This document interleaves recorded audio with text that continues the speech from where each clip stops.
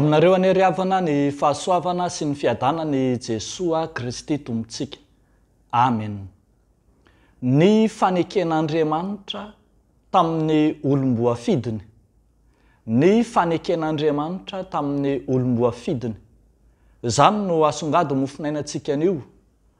Ao amin'ny Salamo 8:20, ny andininy 8:20 hatramin'ny 2:30. Vakitsika amin'ny anaran'ny Tompo manao hoe: tamin'izany ny olonao masina dia nilazanao tamin'ny fahitana hoe nametraka famonjena tamin'izay mahery aho, ary nanandratra ny anankiray voafidy tamin'ny olona. Efa nahita ny Davida mpanompoko aho, ny diloiloko masina no nanosorako azy. Izy no omban'ny tanako, eny, ny sandroko no ampahery azy. Tsy hamitaka azy ny fahavalo, ary tsy hampahory azy ny ratsy fanahy. Fa andripaka ny fahavalony eo anoloan'ny tavany aho, sady amely izay mankahala azy. Ny fahamarinako sy ny famondram-poko omba azy, ary ny anarako no isandratany tandrony. Dia ampitoetra ny tanany amin'ny ranomasina aho, ary ny tanany ankavanana amin'ny ony. Izy antsoa hoe: raiko ianao, Andriamanitro sy vatolampy ny famonjena. Ary zao kosa anao azy ho lamatoa, ambony indrindra amin'ny mpanjaka ny tany. Hitahiry ny famondram-poko ho azy mandrakizay aho, ary ny fanekeko ampitoeriko aminy, ampaharetoko aminy. Ampaharitra ny taranany ho mandrakizay aho, ary ny seza fiandrianana ho tahaka ny faharetan'ny lanitra. Raha mahafon'ny lalako ny zanany ka tsy mandeha araka ny fitsipiko, raha ny teniko no ataony ho fahavetavetana, ary ny didiko no tsy tandremana, dia ho valiko tsorakazo ny fahadisony, ary kapoka ny elony. Ray masino, manamasinana amin'ny fahamarinana, ny teninao no fahamarinana. Amen. Ny faneken'i Jehova Andriamanitra amin'ny olom-boafidiny. Velokira, velom-pisaorana an'Andriamanitra ny mpanao salamo amin'ity masikila izay fanandratana an'Andriamanitra ity. Rehefa nijery an'i Davida mpanompon'Andriamanitra ny mpanao salamo eto, dia hitany taratra tao ny fifamatoram-piainana lalina, to mifaningom-piainana ilay Andriamanitra mpahary zao rehetra zao, tompon'ny lanitra sy ny tany, andaniny, sy Davida mpanompon'Andriamanitra. Voafatotry ny fifanekena Andriamanitra sy Davida, ka dia indro miray fiaina, mifamato-piainana tanteraka mihitsy. Ao anatin'izany dia asongadina eo fa i Davida amin'ny maha olom-boafidy azy, dia Andriamanitra mihitsy no nifidy azy sy nametraka azy amin'ny toerana, ary misy ny fiantohan'Andriamanitra feno ny fiainan'izy Davida. Eto dia hitantsika eto fa antsoina hoe ray, vatolampy, Andriamanitra, azo itokiana io Andriamanitra io. Hitantsika eo amin'ny 9:20. Azo ianteherana amin'ny fotoana rehetra ilay Andriamanitra ny fanekena, ilay efa nifamato-piainana tamin'i Davida. Andriamanitra izay azo antenaina, eny, miantoka feno ny fiainan'ny olom-boafidy izy. Etsakilany kosa, ilay olom-boafidy dia atao lamatoan'Andriamanitra, ka mifamato-piainana aminy, eny, izy aza no ho ataon'Andriamanitra ambony indrindra. amin'ny mpanjaka arak'izay voalaza eto.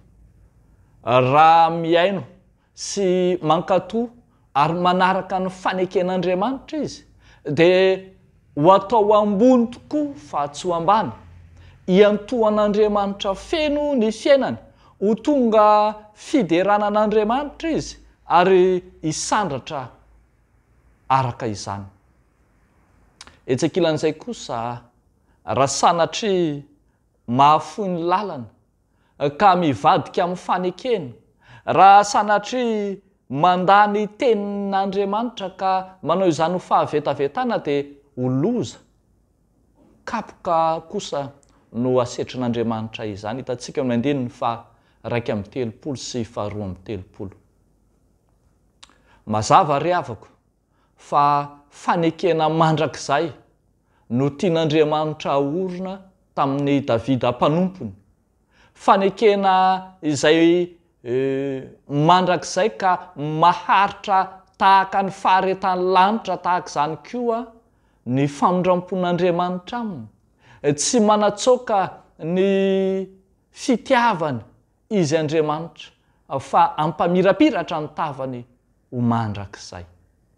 Ry havako malala ao amin'ny Tompo,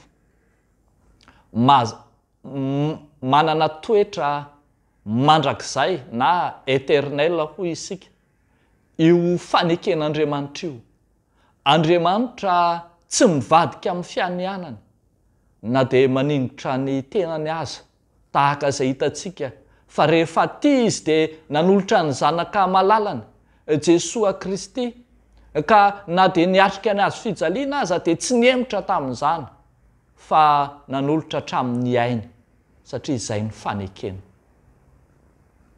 Andriamanitra tsy mivadika amin'ny fanekena. Andriamanitra miazona ny fanekeny mandrakariva izy ary mampiseho Andriamanitra mahatoky azy eo anatrehan'ny olombofidiny. Tsy manatsoaka ny fanekeny izy ary dia indro izy Andriamanitra no miseho ho mahatoky amin'ny fombany ny mpanompony. Ny olombofidin'Andriamanitra dia ombany izy Andriamanitra mandrakariva. Ny olombofidin'Andriamanitra dia arahany faneken'Andriamanitra mandrakariva, ka dia miaraka amin'ny fiantsoana sy ny fifidianana azy ombeny ny famondrampon'Andriamanitra sy ny fitahiany koa azy.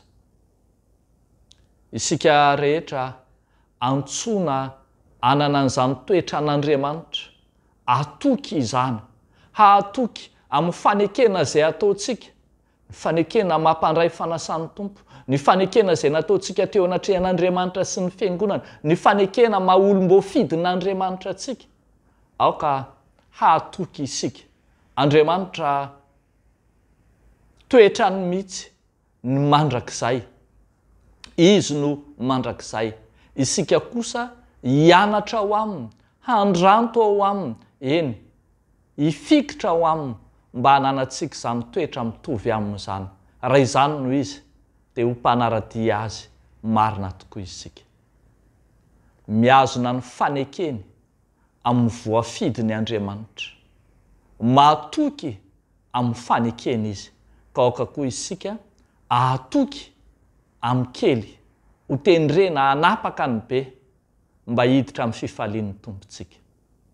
N'Andriamanitra irerian'ny voninahitra. Amen. Hivavaka isika.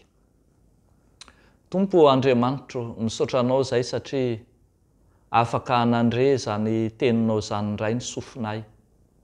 Mamerimberina ty anatin'ny fonay ny fanekena ao Andriamanitra. Ilay ianao izay efa nifamatom-piainana taminay, tamin'ny alalan'i Jesosy Kristy Tomponay. Eto izay dia mivavaka aminao, mametraka Tompo ireo zanakay, ireo taranakay, ireo fianakavianay izay lavitravana, izay mahatsiaro ho irery, eny mety any ampandrantona fianarana, ampandrantona asa, any amin'ny fitediavana, ka lavitra fianakaviana. Jerenao manokana izy ireny, fa akaiky ianao mandrakariva. Dia amin'ny anaran'i Jesosy, ilay tompo ty anay, anaovanay izany vavaka izany. Misaotra Tompo. Amen.